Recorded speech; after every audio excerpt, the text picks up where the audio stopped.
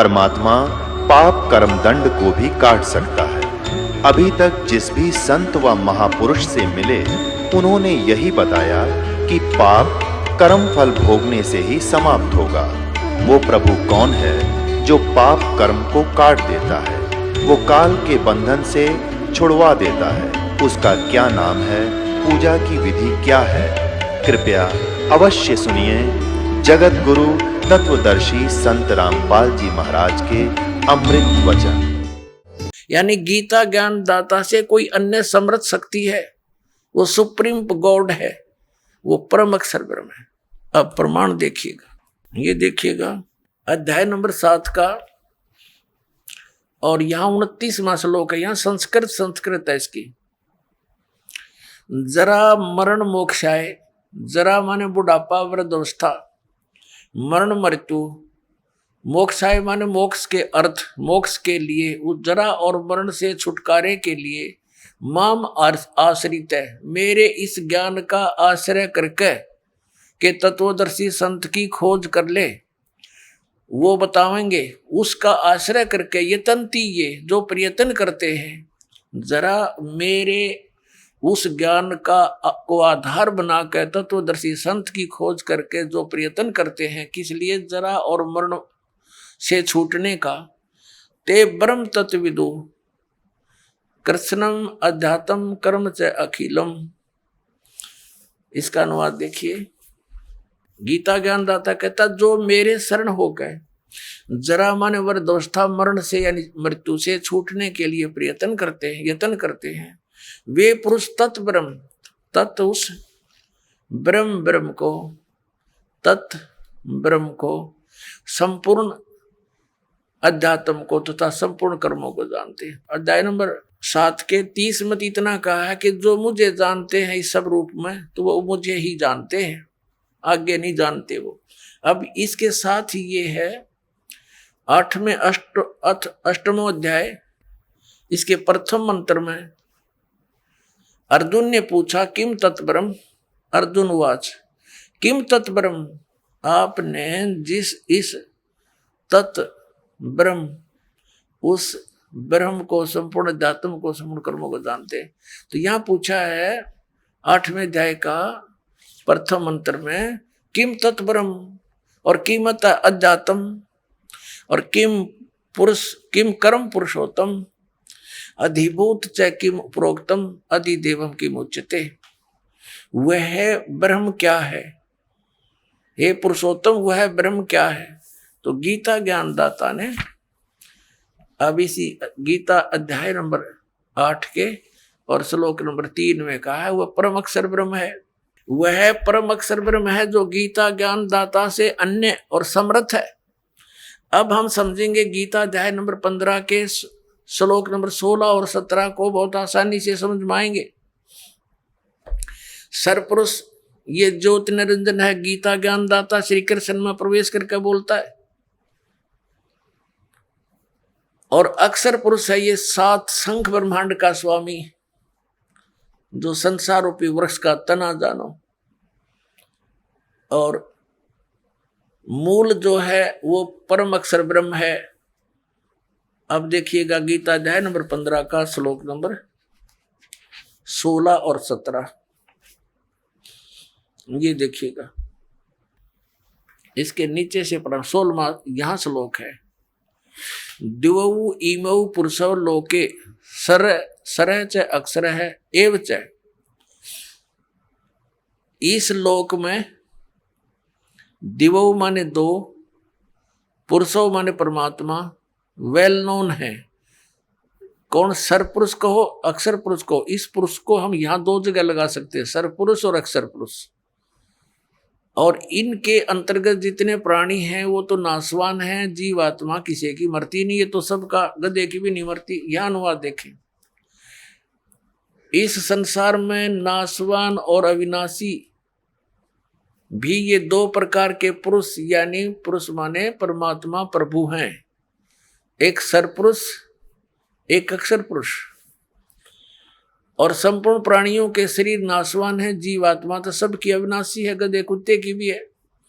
अब 17 में कहा कि उत्तम पुरुष तो इन दोनों से, इस सर और अक्षर से, ये दो पुरुषों से अन्य है। उत्तम पुरुष है तो अन्य, और परमात्मा इति उदारत है, जिसको परमात्मा कहा जाता है।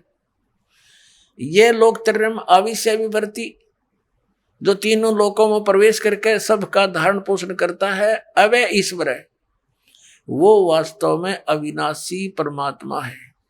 उत्तम पुरुष यानी श्रेष्ठ प्रभु तो कोई और है, इन दोनों से, 16वें श्लोक वालों से अन्य है, और ही है। तीनों लोकों में प्रवेश करके ये संसार रूपी वृक्ष से, सब पूरे संसार रूपी वृक्ष को यानी जड़ों से ही आहार प्राप्त होता है, यानी उस परमात्मा से ही सबका धारण पोषण हो रहा है। वो सबका मालिक है, सबका दाता है। अब यहां फिर देखिए, उत्तम पुरुष तो अन्य ही है, जो तीनों लोकों में प्रवेश करके सबका धारण पोषण करता है। वो अविनाशी परमेश्वर परमात्मा इस प्रकार कहा गया है। अब ये विचलित कर देंगे आपको ये तत्व ज्ञानहीन 15वें अध्याय के 18वें श्लोक में। अपनात्मा ये तत्व ज्ञान है, और ये तत्व ज्ञानहीन प्राणी आपको यहां अड़ा देंगे कि गीता ज्ञान दाता ने 15वें अध्याय के 18वें श्लोक में बताया कि वो उत्तम पुरुष मैं ही हूं। नहीं, यहां तो इसने ये कहा कि मेरे अंतर्गत जितने प्राणी हैं उनसे मैं उत्तम हूं, इसलिए लोक वेद के आधार से यानी दंत कथाओं के आधार से मैं पुरुषोत्तम प्रसिद्ध हूं। लेकिन उसने स्पष्ट कर दिया है 15वें अध्याय के 17वें श्लोक में कि वो तो कोई और है, उसको तो तत्वदर्शी संत बताएंगे। बस इतनी सी बात है। ये देखो, इसका यह अनुवाद है गीता अध्याय नंबर 15 का और श्लोक नंबर 18। क्योंकि मैं, इसका अर्थ है यस्मात् सर अतीत है अहम अक्षरात् अपि च उत्तम उत्तम, अतः अस्मि लोके वेदे। लोके वेदे माने लोक वेद में दंत कथाओं के आधार में मैं पुरुषोत्तम प्रथित माने प्रसिद्ध हूं, क्योंकि मैं नासवान जड़ वर्ग क्षेत्र से तो सर्वथा अतीत हूं और अविनाशी जीव आत्मा से भी उत्तम हूं, इसलिए लोक और वेद में पुरुषोत्तम नाम से प्रसिद्ध हूं। अब यहां इसने क्या कहा है, यदि ये और साथ में श्लोक आपको ना सुनाए जाते तो यहां आपकी बुद्धि नहीं सेट होती।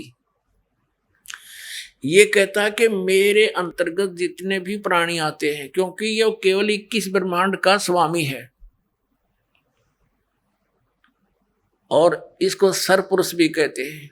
तो ये कहता मेरे अंतर्गत जितने प्राणी हैं वो चाहे तो नासवान जड़ वर्ग है और चाहे अविनाशी जीवात्माएं हैं, उनसे मैं उत्तम हूँ, श्रेष्ठ हूँ। इसलिए इस दंत कथा के आधार से, लोक वेद के आधार से मैं पुरुषोत्तम प्रसिद्ध हो रहा हूँ। वास्तव में पुरुषोत्तम तो उसने बता दिया कोई और ही है। और फिर 8वें अध्याय के श्लोक नंबर 1 के उत्तर में, 8वें अध्याय के 3 श्लोक में गीता ज्ञानदाता ने स्पष्ट ही कर दिया है कि वो परम अक्षर ब्रह्म है, वो परम अक्षर ब्रह्म है।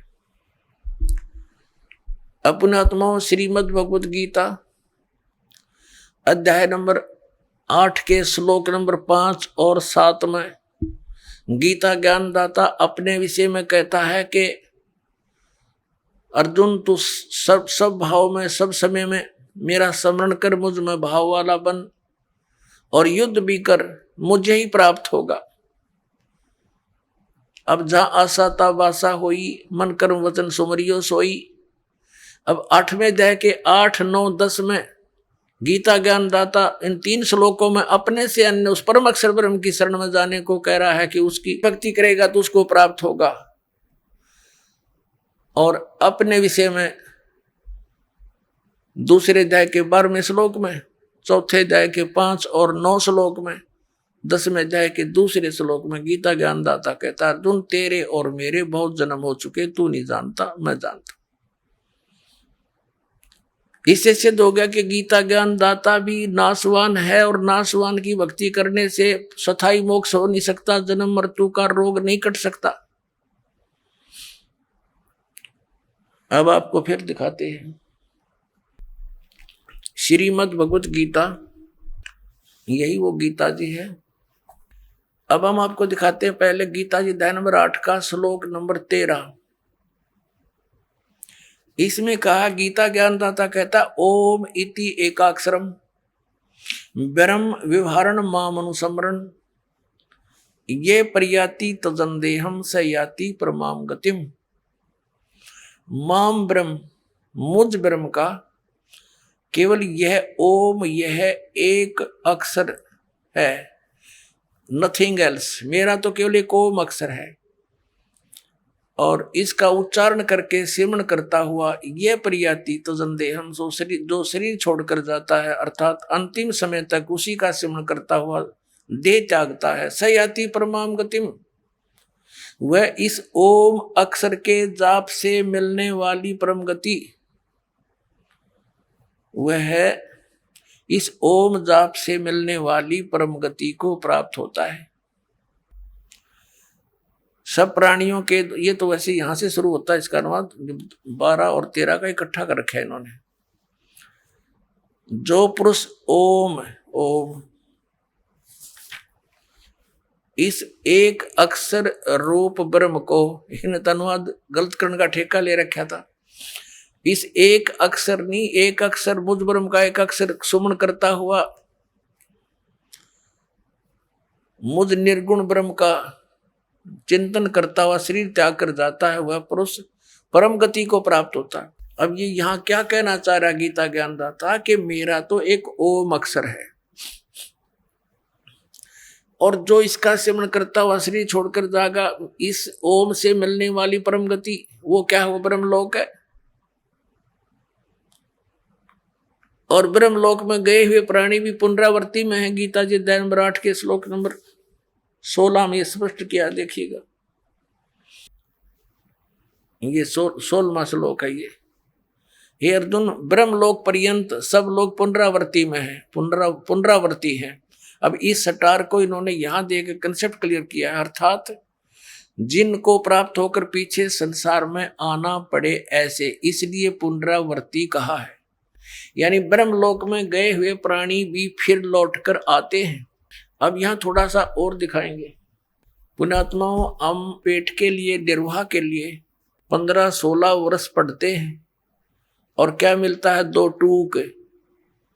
और जब भगवान प्रसन्न हो गया तो सब कुछ देगा आपको। इस आत्म कल्याण के चैप्टर को हमने क्लोज करके तो रखा है, और कोई स्टार्ट करता है तो ये अज्ञानी बैठे जगह जगह ठग, इनको कख पता नहीं, मूर्ख बना रखा पूरे विश्व को।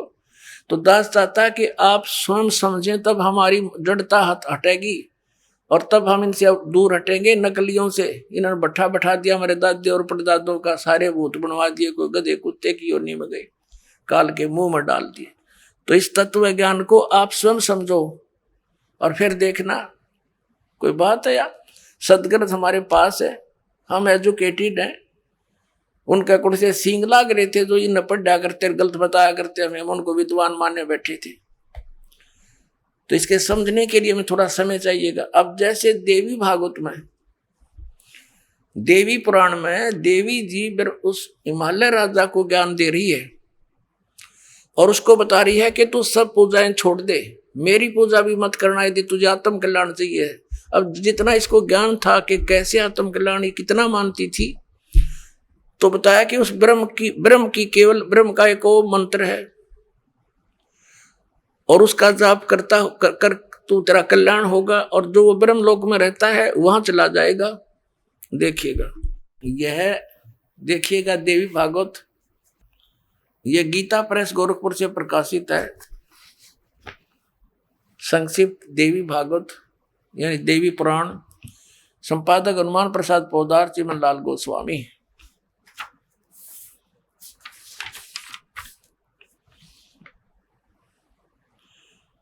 प्रकाशक एवं मुद्रक गीता प्रेस गोरखपुर, गोविंद भवन कार्यालय कोलकाता का संस्थान। हम ज्यादा ना पढ़ेंगे, अपने काम का पढ़ेंगे। 562 पृष्ठ पर ले चलते आप। 7वां स्कंद,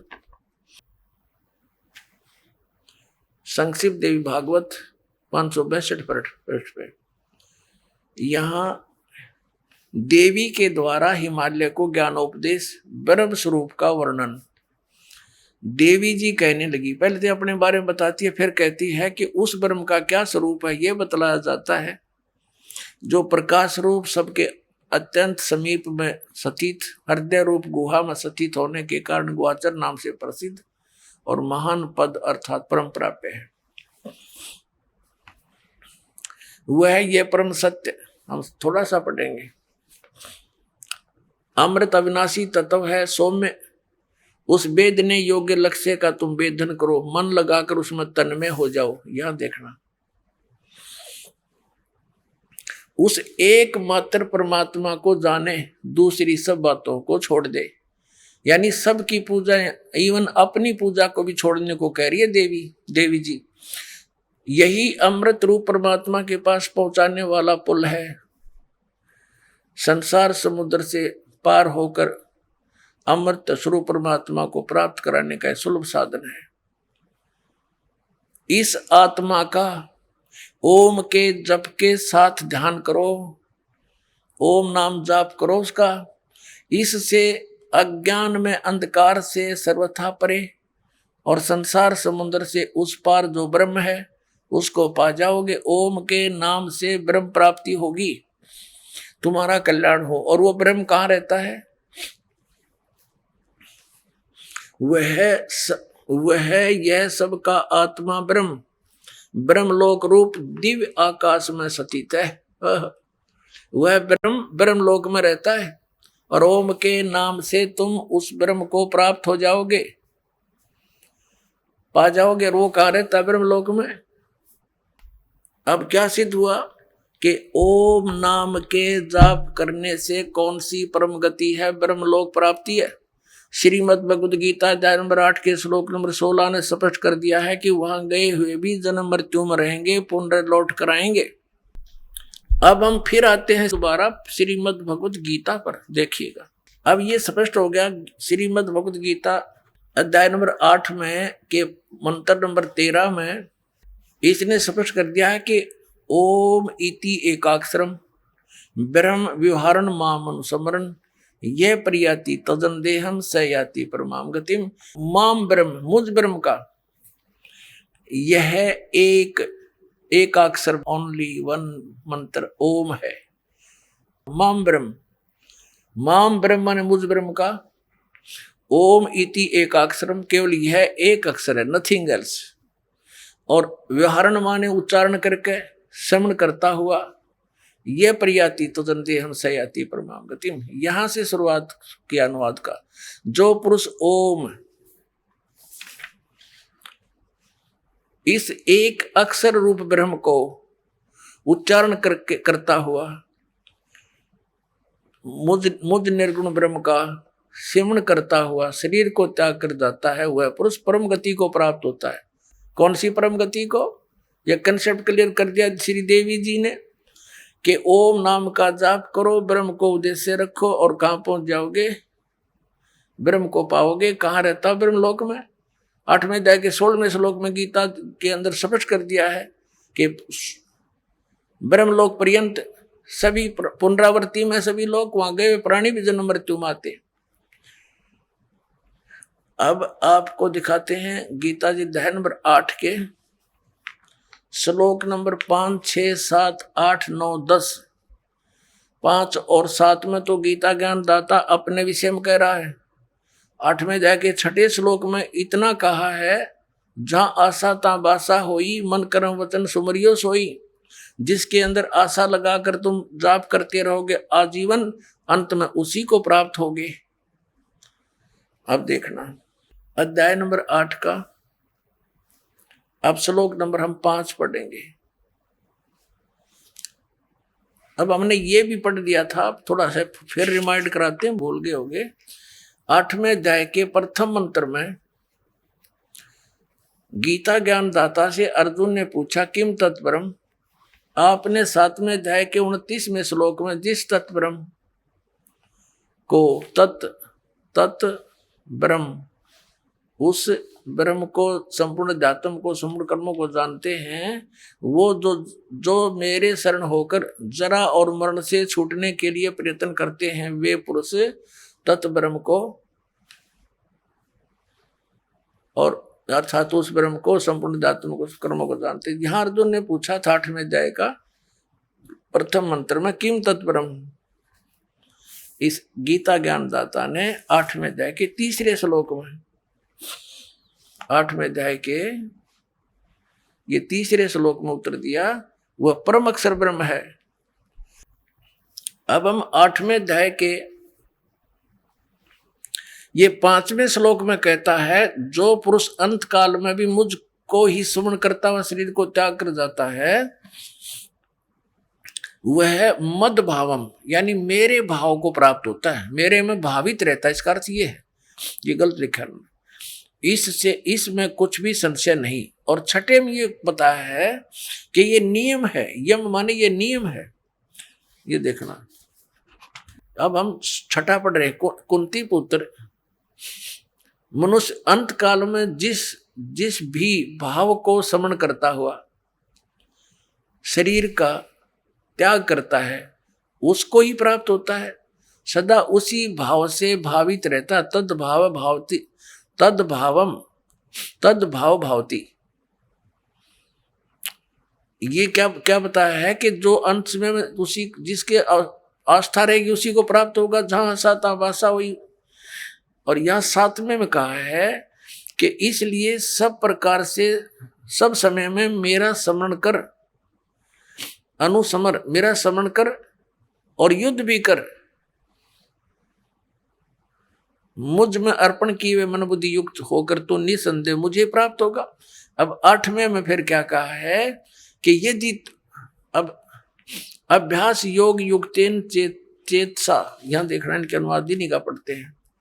हे पार्थ, ये नियम तो पहले वाले में था। हे पार्थ, परमेश्वर के ध्यान के अभ्यास रूप योग से युक्त दूसरी ओर न जाने वाले चित्त से, यानी उस परम अक्षर ब्रह्म के, हे पार्थ, ये नियम है कि परमेश्वर के ध्यान के अभ्यास रूप योग से युक्त दूसरी ओर न जाने वाले चित्त से निरंतर चिंतन करता हुआ मनुष्य परम दिव्य पुरुष, यानी परम अक्षर ब्रह्म को, उस परम प्रकाश रूप दिव्य पुरुष परमेश्वर को ही प्राप्त होता है ना। उससे दूसरा हो गया गीता ज्ञानदाता से।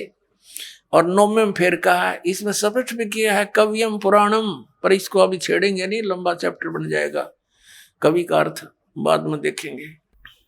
जो पुरुष सर्वज्ञ अनादि सबके नियंत्ता, सूक्ष्म से अति सूक्ष्म, यानी सबके नियंत्ता, गीता से ज्ञानदाता से अन्य है, वो सबका मालिक और सबके धारण पोषण करने वाला, वो मूल जड़ रूपी परमात्मा, अचिंत स्वरूप और आदित्य वर्णम, सूर्य की सदृश प्रकाश रूप, नित्य चेतन, आदित्य वर्ण माने सूर्य की तरह तेजो में है, उसका प्रकाश में शरीर है भगवान का।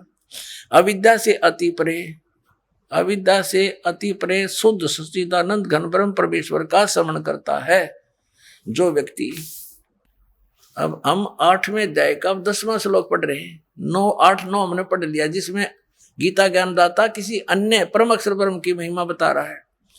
उसकी भक्ति करता हुआ वह भक्ति युक्त पुरुष अंत काल में योग बल से, योग बल माने भक्ति की शक्ति से, बरकुटी के मध्यम में प्राणों को अच्छी प्रकार स्थापित करके फिर निश्चल मन से स्मरण करता हुआ उस दिव्य परम पुरुष को, उस परम अक्षर ब्रह्म को ही प्राप्त होता है। श्रीमद् भगवत गीता अध्याय नंबर 17 के श्लोक नंबर 23 में गीता ज्ञानदाता कहता है, उस परम अक्षर ब्रह्म के पाने का, सच्चिदानंद घन ब्रह्म के पाने का 3 मंत्र का जाप है। ओम तत्सत, अपना तो इसने सार्वजनिक कर रखा है, और तत् और सत का इसको ज्ञान नहीं, क्योंकि इसने उस समय आवेश में आकर के परमात्मा के उस ज्ञान का नाश कर दिया। फिर परमात्मा आकर वो ज्ञान बोलते हैं स्वयं अपने अन्य रूप धारण करके, तो ये उसको ये इसके एजेंट समझ नहीं पाते। परमात्मा इस तरीके से उसको अपनी वाणी में छुपा कर जाते हैं, फिर या स्वयं आते हैं या अपना दास भेजकर अपने बच्चों तक उस ज्ञान को फिर सार्वजनिक कराते हैं। अब 17वें अध्याय के 23वें श्लोक को फिर दिखाते हैं आपको, देखिएगा। ये श्रीमद् भगवद गीता 17वें अध्याय का 23वां श्लोक दिखाते हैं, अध्याय नंबर 17 का ये 23 नंबर मंत्र है। ओम तत्सत इति निर्देश ब्रह्मणे त्रिविध समृत ब्राह्मणा तेन वेदा च यज्ञा च विहिता पुरा। ओम ओम तत् सत। ओम तो सीधा है, तत् और सत ये गुप्त है, सांकेतिक है। ऐसे यह 3 प्रकार का सच्चिदानंद घन ब्रह्म का नाम कहा है, वो परम अक्षर ब्रह्म का नाम कहा है। अब ये क्या स्पष्ट हुआ कि श्रीमद् भगवत गीता में गीता ज्ञान दाता ये ऑप्शन छोड़ रहा है कि उस परम अक्षर ब्रह्म के पाने की विधि उस सूक्ष्म वेद में है। उस ज्ञान को तू तत्वदर्शी संतों के पास जाकर समझ, वो सच्चिदानंद घन ब्रह्म की वाणी में निहित है। अपने आत्माओं, ये 3 अक्षर का मंत्र जो है ये साधना है। अब क्या है, जैसे हमारा जो इष्ट है वो तो परमात्मा सतपुरुष कबीर साहब है, हमारे इष्ट देव अनंत कोट ब्रह्मांड के रचनहार कुल के मालिक ये कबीर साहब, कबीर देव, कबीर परमेश्वर जी हैं, जो बनारस में काशी शहर में एक जुलाहे की भूमिका करके तत्व ज्ञान का प्रचार करके अपनी समर्थता का प्रमाण दे करके सह शरीर आए थे, सह शरीर चले गए थे। ये हमारे पूज्य इष्ट देव हैं। अब जैसे हमें जल की महिमा का पता है और जल प्राप्त करने के लिए हमने जो भी साधन अपनाने पड़ेंगे, जो साधना करेंगे, वो तो मजदूरी है, वो साधना है। और उद्देश्य क्या है? वो जल प्राप्ति है, वो हमारा उद्देश्य है। तो जो साधना में हम औजार प्रयोग करेंगे वो हमारे उपास्य नहीं है, वो हमारे वो साध्य नहीं है, वो साधना है। हमारे जो प्राप्ति वो जल है, हमारा उद्देश्य जल प्राप्ति है। तो जैसे इस ओम और तत् सत ये 3 मंत्र का जाप है, हमने उस परम अक्षर ब्रह्म को पाना है। उस गीता जी अध्याय नंबर 18 के श्लोक नंबर 62 में गीता ज्ञानदाता कहता कि अर्जुन तू सर्वभाव से उस परमेश्वर की शरण में जा, उसकी कृपा से ही तू परम शांति को और सनातन परम धाम को प्राप्त होगा। इससे सिद्ध हो गया कि गीता ज्ञानदाता से अन्य वो परम अक्षर ब्रह्म है, उसकी शरण में जाने से परम शांति को और सनातन परम धाम जो कभी नष्ट न होने वाला शाश्वत स्थान सतलोक प्राप्त होगा। और गीता ज्ञानदाता ने अपने विषय में बता दिया, मेरे और तेरे अर्जुन, चौथे अध्याय के 5 और 9 में गीता जी में श्लोक में, और दूसरे अध्याय के 12 में, 10वें अध्याय के दूसरे श्लोक में, अर्जुन तेरे और मेरे बहुत जन्म हो चुके हैं, तो नहीं जानता मैं जानता। अब इसलिए इसने 18वें अध्याय के 62वें श्लोक में कहा कि सर्वभाव से तू उस परमेश्वर की शरण में जा, उसकी कृपा से तू परम शांति और सनातन परम धाम को प्राप्त होगा। गीता जी अध्याय नंबर 15 के श्लोक नंबर 4 में स्पष्ट हो गया कि तत्वदर्शी संत की प्राप्ति के उपरांत परमेश्वर के उस परम पद की खोज करनी चाहिए, जहां जाने के बाद साधक फिर लौटकर कभी संसार में नहीं आते। अकेले ओम नाम का जाप करने से इसने बता दिया क्या बेनिफिट होगा। 8वें अध्याय के 13वें श्लोक में कि इसका श्रवण करेगा तो परम गति को प्राप्त होगा, ओम नाम से होने वाली। वो श्री देवी भागवत में 8वें अध्याय के 16वें श्लोक में भगवद गीता ने स्पष्ट कर दिया कि वो ब्रह्मलोक में को जाएगा, वहां ब्रह्म की साधना है, और वहां गए हुए प्राणी भी लौट कर आते हैं, जन्म मृत्यु होती रहती है। अब वो साधना कौन सी है? जो परम अक्षर ब्रह्म की प्राप्ति होगी, शाश्वत स्थान प्राप्त होगा, जहां जाने के बाद फिर लौट कर कभी वापस नहीं आएंगे। वो साधना है जो दास आपको देता है, और उसका संकेत इन पवित्र सदग्रंथों में आपको दिखा दिया। अब 17वें अध्याय के 23वें श्लोक में श्रीमद् भगवत गीता में 3 मंत्र बता दिए। ओम तत्सत। ओम और तत् ये 2 अक्षर का मिलकर एक सतनाम बनता है। ओम तो सार्वजनिक है, तत् ये सांकेतिक है। परमात्मा ने कहा था कि हमने जो मूल ज्ञान है वो अभी गुप्त रखा हुआ है, और जब तक ये पिछली पीढ़ी का समय नहीं आएगा तब तक हम इसको सार्वजनिक नहीं करेंगे। नहीं तो इन काल के द्वारा चलाए गए पंथों के पंथियों, इन गुरुओं के हाथ लग जाएगा ये मंत्र, तो ये भी वही नाम देने लग जाएंगे, और फिर वो अधिकारी होंगे नहीं, और फिर हमसे कोई परिचित हो नहीं सकेगा। अधिकारी के बिना प्राप्त इस नाम की प्राप्ति का भी कोई लाभ नहीं। अनधिकारी से प्राप्त करके जाप करने व्यर्थ है।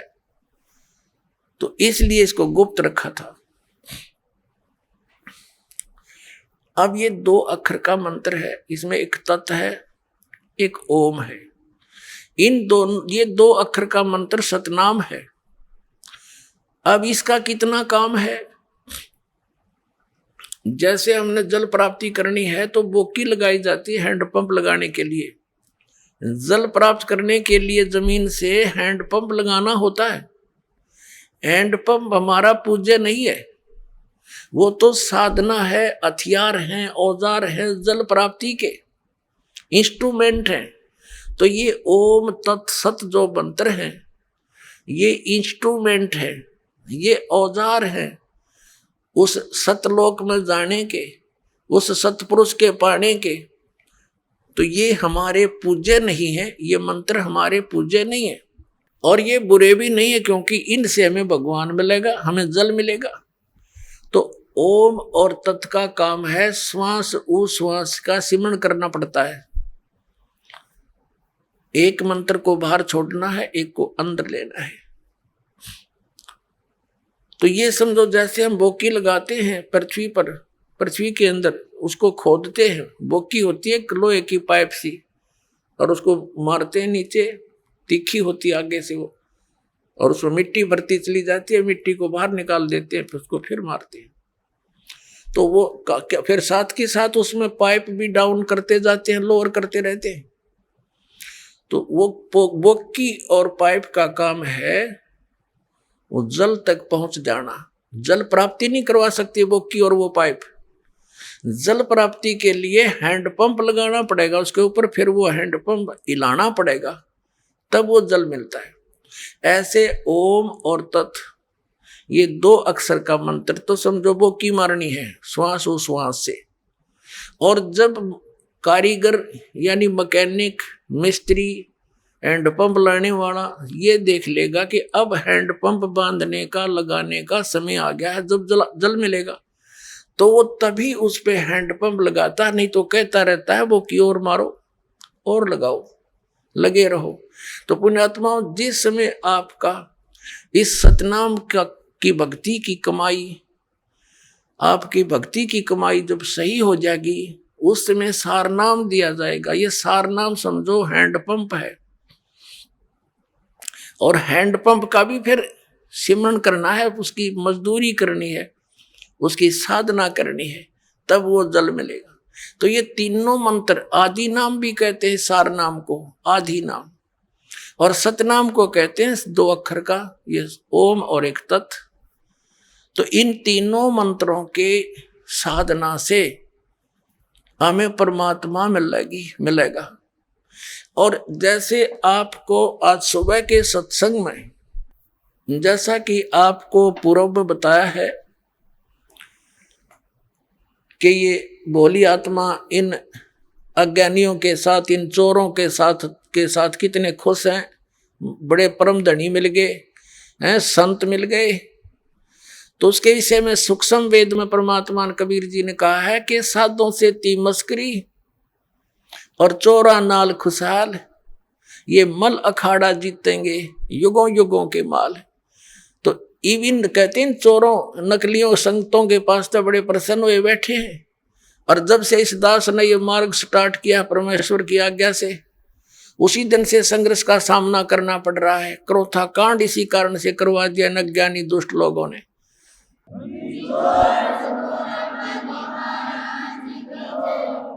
तो कह रहे हैं परमात्मा के ये मल अखाड़ा जीतेंगे, ये युगन युगन के माल, क्योंकि आप पिछले जन्म जन्मांतर से भक्ति करते हुए आ रहे हो और उनके अंदर विशेष कसक रहती है भगवान की। तो वो पुण्यात्मा जा फंसी इन काल के दूता के, इन राधा स्वामी धन धन सतगुरु और ये जनोद दालेर आगरा वाले और ये मथुरा वाला जय गुरुदेव, ये ठाकुर जी महाराज, ये सारे के सारे काल के भेजे हुए एजेंट हैं। इन्होंने सारे दुनिया को अपने पीछे लगा लिया। अब ये पुण्यात्मा परमात्मा की चाह में लगे हुए थे, युगों युगों के माल हैं, पहलवान हैं, रेसलर हैं ये। अरे रुक नहीं सकती ये आत्मा भगवान बिना। इनके अंदर एक ऐसी प्रेरणा है पिछले संस्कारों से। और अब ये फंस गए इन काल के दूता के, वहां कोई भक्ति है नहीं, जोत लगवाना न बंद करवा दिया, धर्म कर्म की कोई रास्ता नहीं, कोई विधि नहीं, शास्त्र अनुकूल साधना नहीं। तो ये नास्तिक हो जाएंगे कुछ दिनों में। अगर ये मार्ग स्टार्ट ना होता भगवान वाला तो पूरा भारतवर्ष नास्तिक हो जाता। और ये नास्तिक हो ही गए हैं। जैसे ईसाई हैं, सब मांस खावें, शराब पीवें, सिगरेट ये पीवें, कोई बाउंडेशन नहीं। और एक बार चर्च में नौकरी और चलवाई, तो ये कोई भक्ति है? यहीं तक सीमित था। कुछ दिनों के बाद ये जितने भी उन दूसरे महापुरुषों के पास चले गए, उनको परम धनी जान के अब सबकी दुर्गति हो जाएगी, थोड़े दिन में शुरू हो जाएगी। और फिर वो नास्तिक हो जाएंगे, सोचेंगे कितना भगवान नहीं है। हमने 6-6 घंटे जान लगा के देख लिया, गुरुजी तो 2.5 घंटे बताओ थे। तो अब परमात्मा ने मेहर बख्श दी कि आपको ये यथार्थ भक्ति मार्ग मिल गया। अब क्या है कि जैसे ये तो मल अखाड़ा जीतेंगे, युगन युगन के माल, वो पुण्यात्मा सच्चे ज्ञान को सुनेंगे, फिर भाग होंगे अपने यथार्थ स्थान पर। वो रुक नहीं सकते वहां पर। आज कोई बालक है, बाल की खाल उतार लेता है जीव। एक बार इसका समझ में आई थी कि उनको परम धनी मान लिया, ये जो कहते फाइनल है। अब उन्हें का भी ना पता, ना सतनाम का पता, 5 नाम काल के जाप करवावे, हर बात बढ़ावे सतलोक जान की। ना उनको सतनाम का पता, ना सचखंड का पता, ना सार नाम का पता, ना सार शब्द का पता। वही सतनाम, वही सार शब्द, वही सतपुरुष, वही सतलोक, वही सचखंड। ये कोई बात हुई? सर ने पैरन के ज्ञानकार बात बनाओ सचखंड जान की।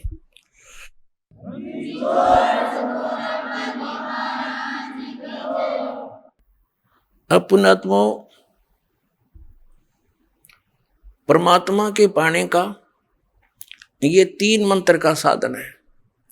इस 3 मंत्र के जाप का समर्थन श्रीमद् भगवद गीता हमारे पवित्र सदग्रंथ ने भी संकेत कर दिया।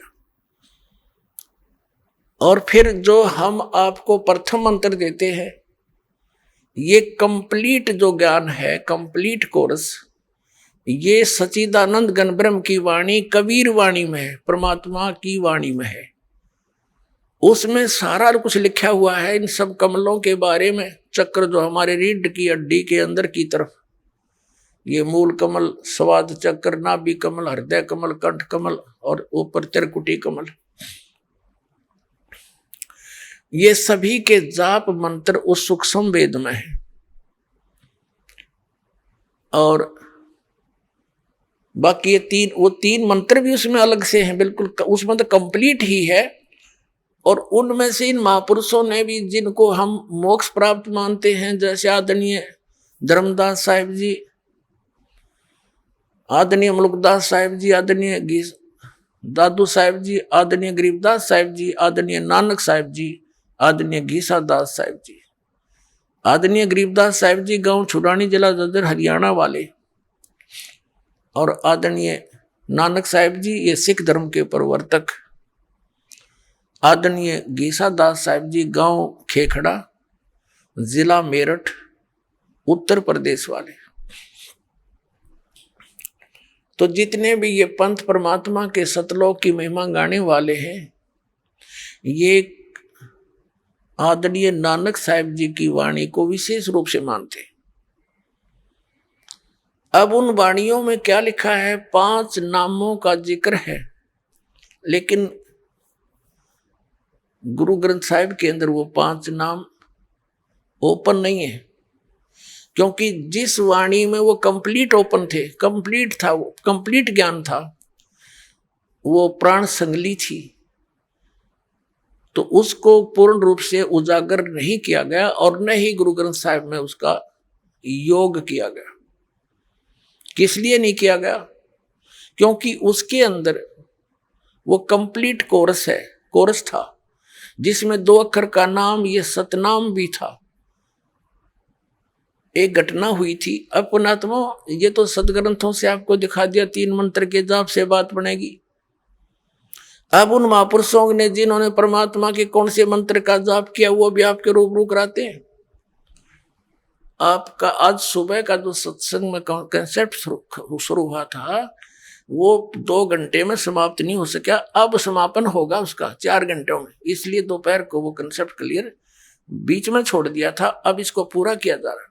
अपने आत्मा परमात्मा ने कहा था, धर्मदास मोरी लाख दवाई, ये सार शब्द कई बार न जाई, सार शब्द बार जो पढ़ी बिचली पीढ़ी हंस नीतर ही। फिर क्या बताया था कि इस सतनाम को भी सार्वजनिक नहीं करना।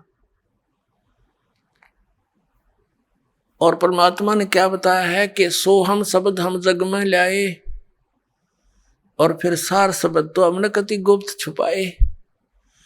ये जो अन्य पंथों के पंथी सोहम नाम भी साथ में ये कहीं की ईंट कहीं का रोड़ा बना करके उसका प्रयोग करते हैं।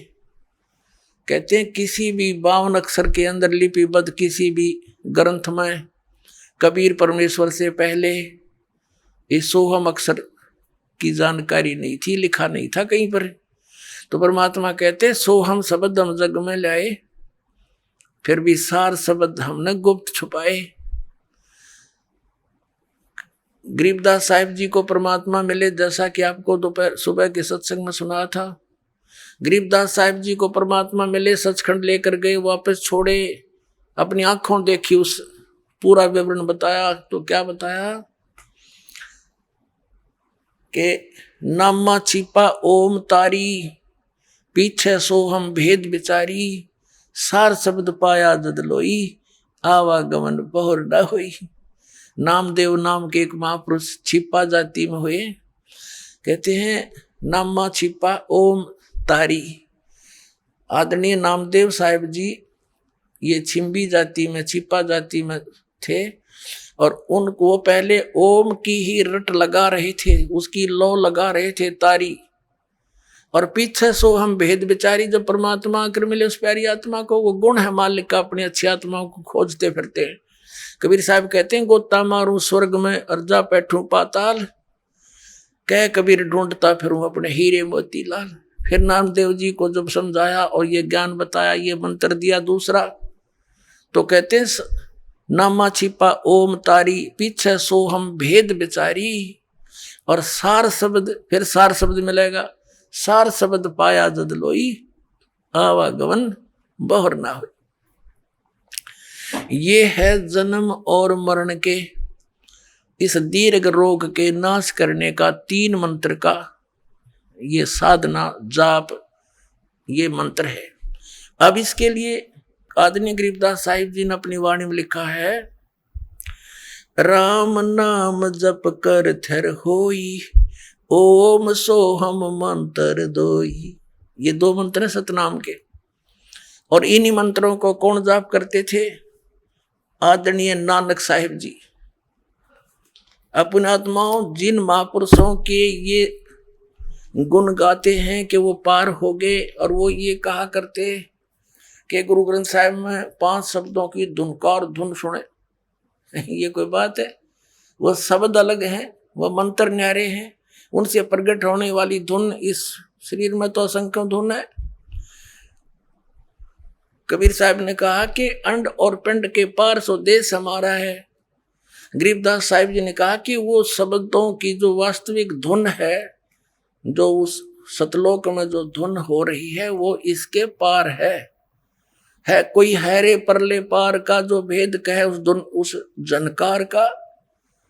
जनकार का ये नकली है। इसके अंदर जो सुनता है सारा काल ने अपनी माया के द्वारा दुर्गा से ये नकली लोग, नकली धुन इस शरीर के अंदर प्रकट करवा रखी, उसकी नकल करके सतलोक की।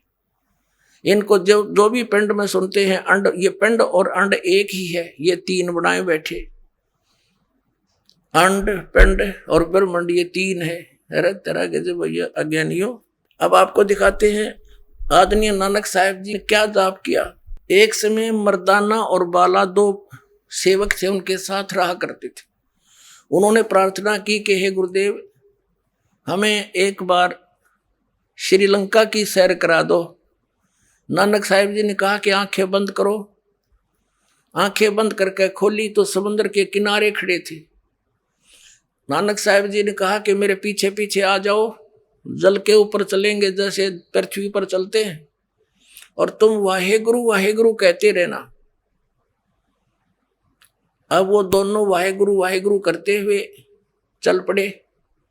नानक साहिब जी वो 2 अक्षर का मंत्र उच्चारण करके जाप सुमन करते जा रहे थे। मर्दाना ने सोचा गुरुजी तो ये 2 अक्षर का मंत्र जाप कर रहे हैं, मैं भी क्यों ना यही मंत्र करूं। तो उसने 2 अक्षर का मंत्र जाप शुरू किया, वो लगा डूबने।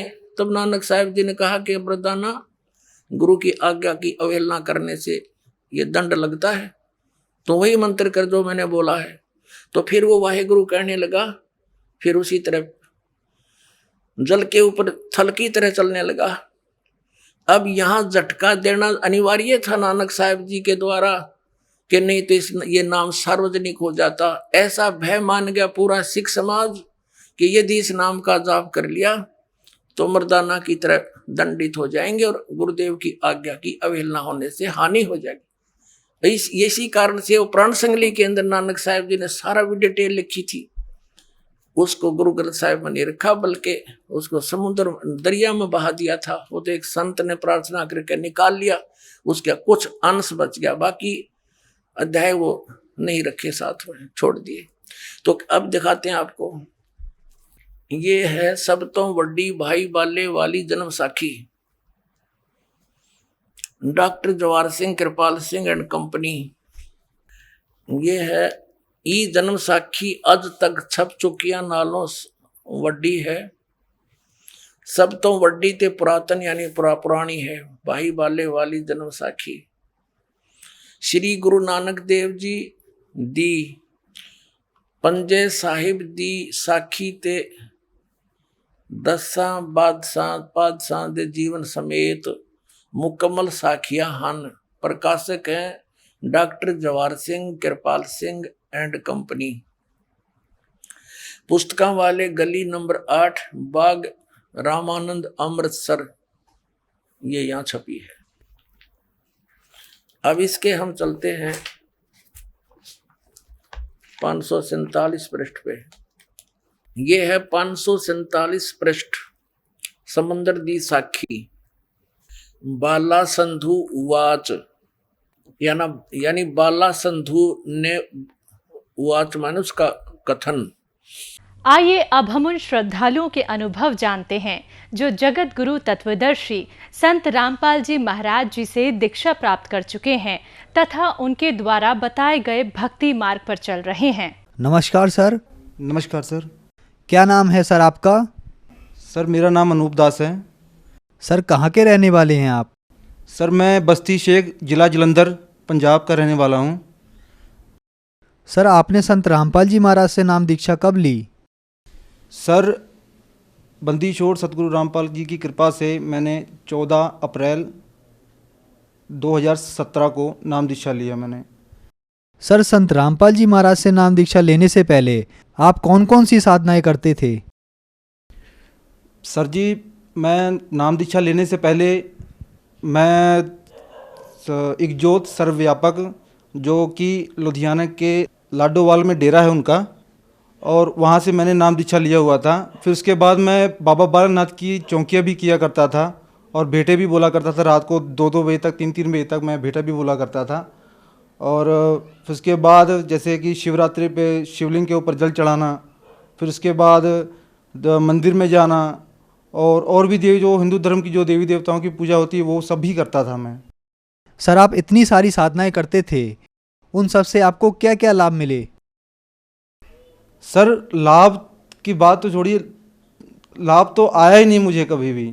मैं लाभ के बारे में सोचता था कि मेरा लाभ, मुझे लाभ कब मिलेगा, मुझे सुख कब मिलेगा, मेरे घर को सुख शांति कब मिलेगी।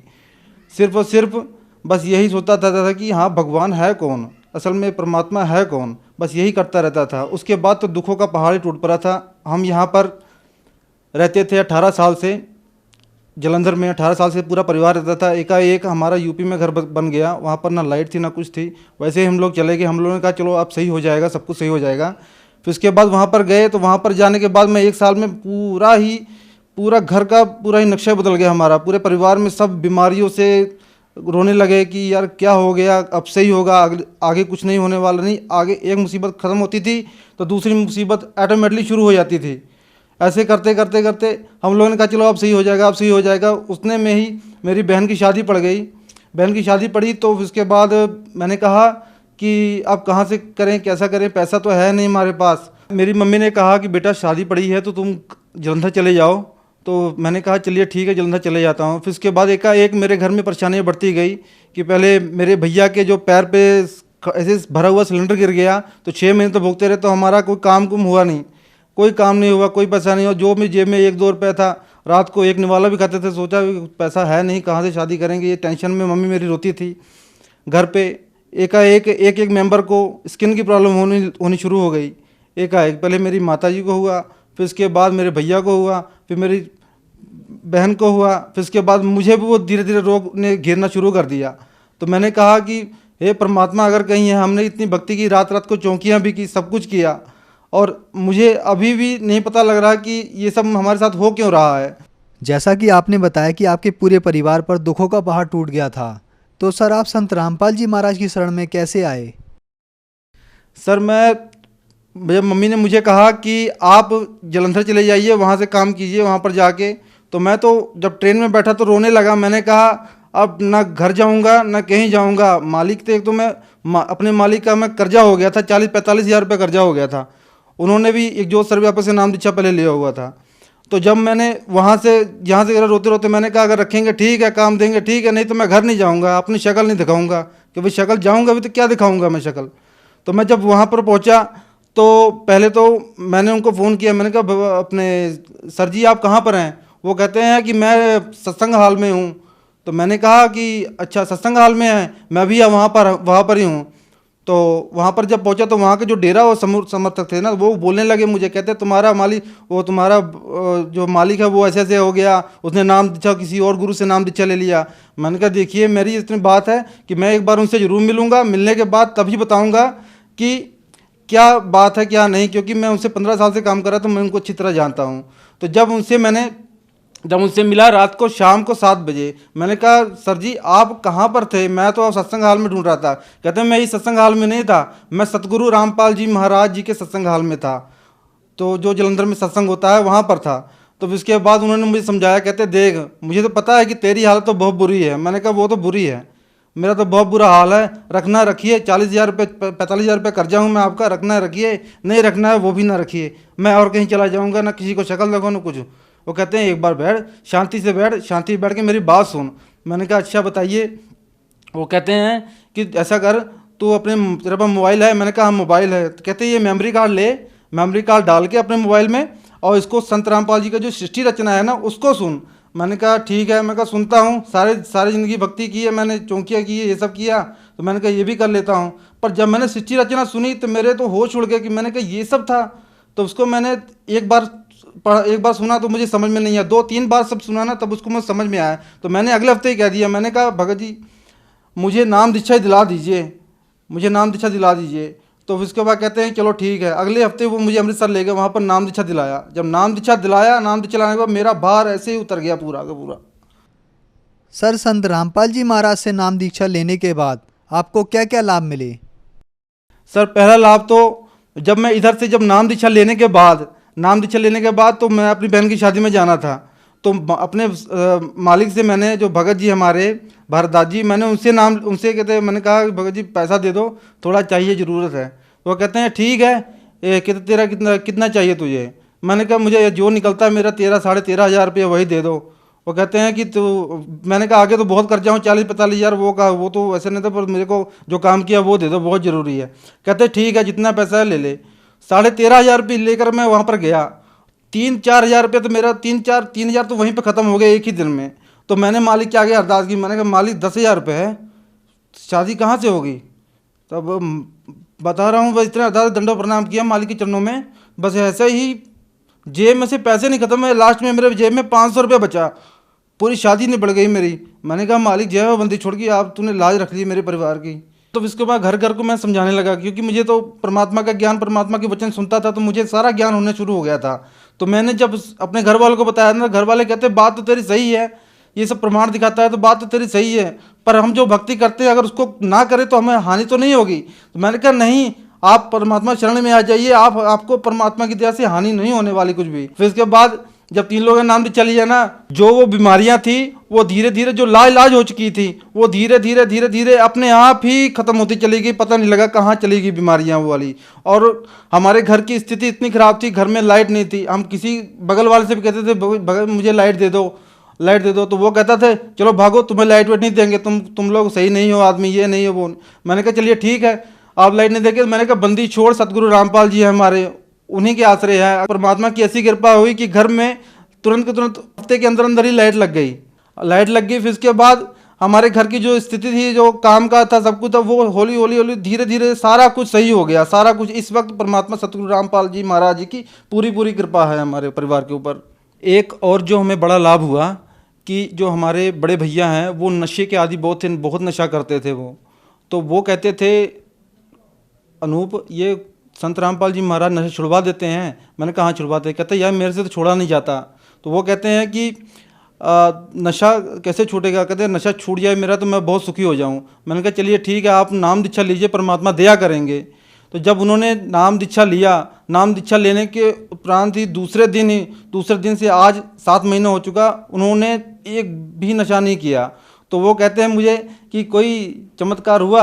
मैंने कहा चमत्कार, सबसे बड़ा तो चमत्कार ये है परमात्मा ने कर दिया कि तुमने नशा ही छोड़ दिया बिल्कुल। कहता हाँ। तो उसने जाके दंडवत प्रणाम परमात्मा के चरणों में किया। और जब से संत रामपाल जी महाराज जी के चरणों में हम लोग आए हैं, पूरा परिवार आया है, तो उनकी दया पूरी हुई है। कोई भी कष्ट, कोई भी दिक्कत, कोई भी कुछ नहीं हो रहा। हमारा पूरा नॉर्मल हो गया है बिल्कुल भी, परमात्मा की दया से। सर, जो श्रद्धालु आज आपको सुन रहे हैं उनको आप क्या संदेश देना चाहेंगे? मैं ये संदेश देना चाहता हूँ कि आप इधर उधर भटकिए मत। इधर ये जो भी पूजा आप कर रहे हैं, ये पूजा नहीं सही है आपकी। और जो भी गुरु जी आप गुरु को मान रहे हैं और भी गुरुओं को मान रहे हैं, वो सही नहीं है आपकी। आप संत रामपाल जी की शरण में आइए और अपना पूरे परिवार का और सभी समाज का कल्याण करवाइए। सर, संत रामपाल जी महाराज आज जेल में हैं और जो भी भक्त समाज संत रामपाल जी से जुड़ना चाहता है तो वह संत रामपाल जी से कैसे जुड़ सकता है? कई टीवी चैनलों पर संत रामपाल जी महाराज जी का सत्संग आता है और उसके नीचे पट्टी आती है, उसके ऊपर नंबर लिखे होते हैं। नंबर से आप संपर्क करें और अपने पास के जो नाम केंद्र हैं उस पे जाके आप नाम दीक्षा प्राप्त कर सकते हैं। धन्यवाद सर आपका। सत साहिब जी।